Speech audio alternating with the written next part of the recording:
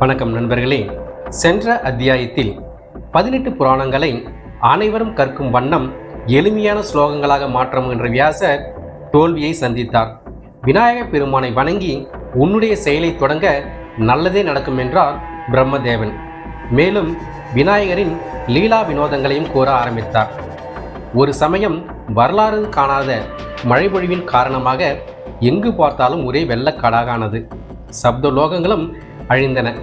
இந்திரன் முதலான தேவர்கள் அனைவரும் மறைந்தனர். பிரம்மா, விஷ்ணு, ருத்திரன் ஆகிய மூவரும் தங்களுக்குள் ஐக்கியமாகி விட்டார்கள். இந்த சமயத்தில் விநாயக பெருமான் நவரத்தின கிரீடத்தை தலையில் அணிந்து 4 கரங்களுடன் நீண்ட தும்பிக்கையும் கொண்டு பொன்மயமான ஆபரணங்களை அணிந்து பக்ரதுண்டராக தோன்றினார். முதலில் விநாயக பெருமான் அண்ட சராசரங்களை உண்டாக்கி மும்மூர்த்திகளை தோற்றுவித்தார்.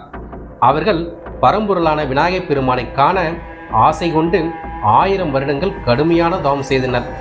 அதன் பிறகே பக்ரதுண்டராக அவர்களுக்கு காட்சியளித்து, இனி உங்களுக்கு உண்டான காரியங்களை சிறப்பாக நடத்தி வாருங்கள் என ஆணையிட்டார். அவரின் ஆணைப்படி பிரம்மதேவர் படைப்பு தொழிலை செய்ய ஆரம்பித்து உயிர்களை படைத்தார்.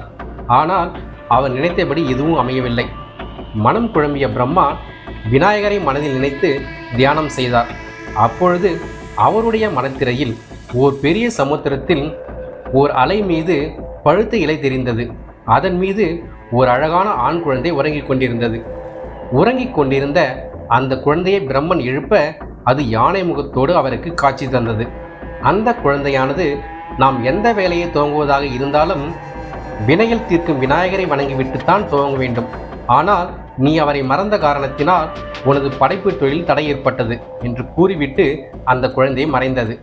தன்னுடைய தவறை உணர்ந்த பிரம்மதேவன் தாமரை பூவில் ஒற்றை காலில் நின்று 12 ஆண்டுகள் கடுமையான தவம் செய்தார். முடிவில் விநாயக பெருமானின் தரிசனம் கிடைத்தது. பிரம்மதேவனின் வேண்டுதலை உணர்ந்த விநாயக பெருமான் தன்னிடம் உள்ள ஞானம், கிரி ஆகிய 2 சக்திகளை அளித்து இவற்றை பயபக்தியோடு தொழுது உன்னுடைய படைப்பு தொழிலை துவங்கு என்றார். பிரம்மதேவன் அவர்களை தியானிக்க ஞானம், கிரி ஆகிய 2 பெண்களாக உருமாறி அவரிடம் வந்தனர். அவர்களை தன்னுடைய மகள்களாக ஏற்றுக்கொண்டார். அதன் பிறகு 7 மைந்தர்களை மானசீகமாக தோற்றுவித்து அவர்களை 7 லோகங்களை படைக்குமாறு கூறினார். ஆனால் அவர்களோ அதனை விரும்பாமல் பகவானின் பாதார விந்தங்களை அடையும் நோக்கத்தில் தவம் செய்ய சென்று விட்டனர். இதனால் பிரம்மன் மீண்டும் ஒரு 7 பிள்ளைகளை படைக்க அவர்களும் தவத்தில் ஈடுபட சென்று விட்டனர். பிறகு 4 சனாகதி முனிவர்களையும் நாரதரையும் தோற்றுவித்தார்.